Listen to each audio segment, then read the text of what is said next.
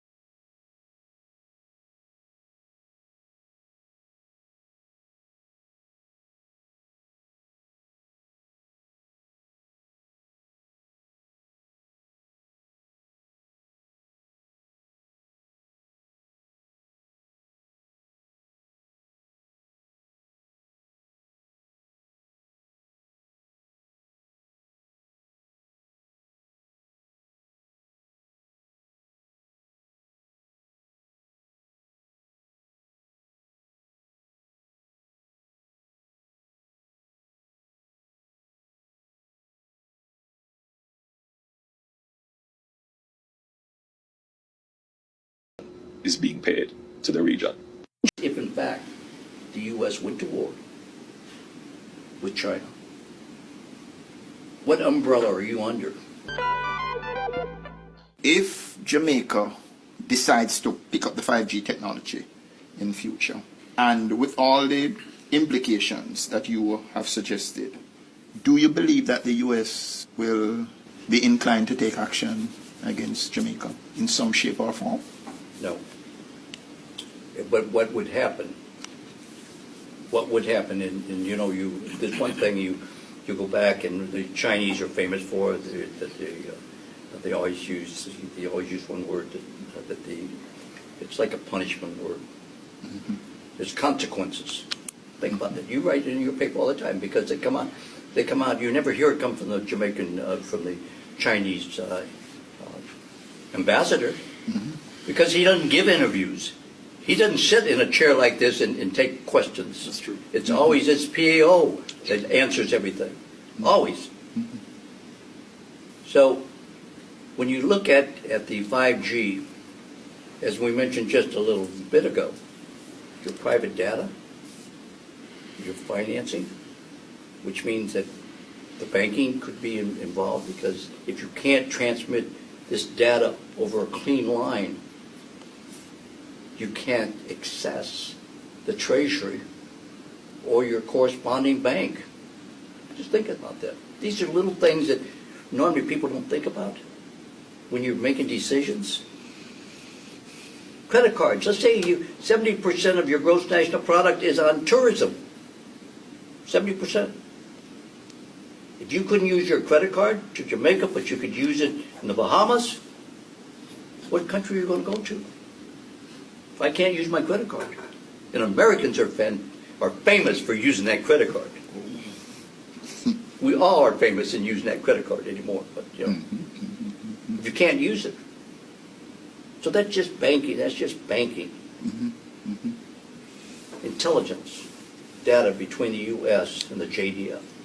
It flows because we're supplying intelligence to JDF, and they're supplying intelligence back to us. Law enforcement, huge. Talk about crime here in Jamaica. All that would actually stop. So that's something you don't want to bring out to the general public. You don't want this in the paper. You don't want the actual what could happen.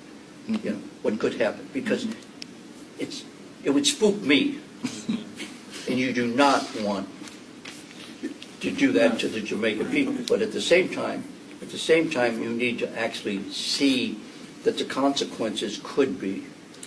It's not a primitive thing. It's not. You're not punishing them. You're just saying that it must be transmitted on a secured, trusted line. That's all that we're saying. How receptive has government been though to your warnings on the Chinese technology use? No warning. I don't like to use the word warning. It's a conversation that it's a discussion of circumstances. It's not, it's a conversation of circumstances to make people to take a look at the things that would happen or could happen. Doesn't mean that it's a warning to them. It's just saying, look, here is where the world is moving. Here is where the government of the United States government is moving. Here is where Europe is moving. When you turn around and you look at the NATO, Yes. you turn around and you start looking at NATO. One of the things that you got to look at is if in fact the U.S. went to war with China. What umbrella are you under? Are you under the umbrella of China? Or are you under the umbrella of the United States? In there. They finally made it to Jamaica. They've been searching for this loophole for years. A window of opportunity to go into Jamaica with U.S. military presence. And you may say what you want to say. They're there to help. That's good. Right? That they're there to help. But the ultimate thing is not to help the people of Jamaica. It's to push China out of Jamaica. That's what it's about. You know what I'm saying? Marco Rubio spoke about it. There's too much Chinese presence. President Barack Obama went to Jamaica on the same mission. You know what I'm saying? Now they have a window of opportunity, Hurricane Melissa. And they slid through that window. Now, like I've told you guys before, that there's a U.S. Air Force military airstrip, airfield in Jamaica. It's called Vernon Field. Vernon Field airstrip, right, where they do drag racing. It was built by the U.S. Air Force, for those who don't know, in the 80s. That's the last time they had heavy U.S. military presence in Jamaica.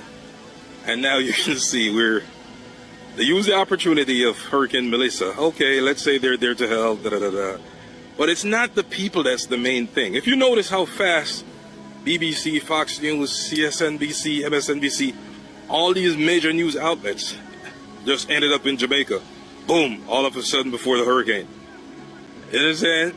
We got to look at the facts. Look at the facts. Right? They just ended up in Jamaica before the hurricane.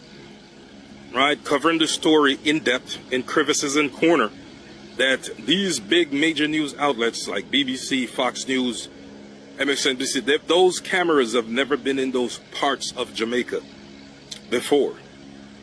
You understand what I'm saying? They covered it heavier than when Kamala Harris was running for president. They got more coverage. There's a reason for that.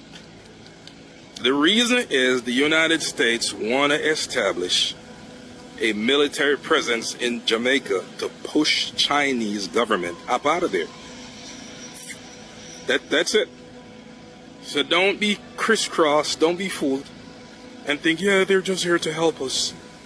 Like I said, I wouldn't be surprised if in the next couple of years they tear down Marcus Garvey's statue and erect a Confederate military general like Robert E. Lee or one of them Confederate generals from America in this spot.